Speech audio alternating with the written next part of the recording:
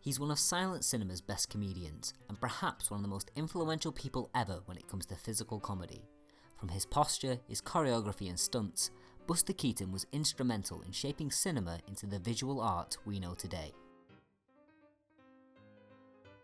In 1917, Buster Keaton acted in his first ever film role, a hapless customer in a Fatty Arbuckle short called The Butcher Boy. There's not too much going on in the film itself. Fatty works behind the counter in a grocery store, and Keaton comes in to buy a pail of molasses. Hijinks ensue. But what makes this film interesting is how it marks the transition from theatre to cinema, from vaudeville on the stage to slapstick on celluloid. Born in Kansas, 1895, Keaton had grown up on the stage. His father had performed in a travelling show with Harry Houdini, and Keaton took his stage debut at just 3 years old.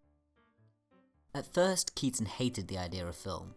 But when he and Fatty were in a Manhattan studio, Keaton first saw a film camera.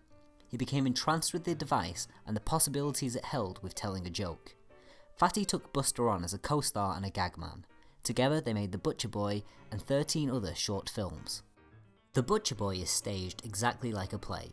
The camera always faces the back of the store and the action takes place from left to right, right to left, or stays in one place. The gags similarly take place like vaudevillian stage gags. Two actors face the audience while events spiral out of control due to their incompetence. But here is the potential that Keaton saw in the film camera. Thanks to editing, a joke no longer had to remain static. It could follow a character from one place to another. You could cut close on the setup and wide to a punchline. Multiple angles allowed you to reduce a complicated gag to a few cuts. Over time, Buster became the master of using editing and camera placement to tell a story and a joke. For example, in the 1922 film Cops, it opens with Buster talking to someone from behind bars.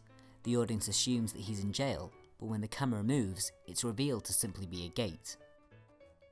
Buster Keaton was one of the first filmmakers to realise that you could use the information contained within a frame to communicate what's happening to the audience, and you could use that information to manipulate their expectations.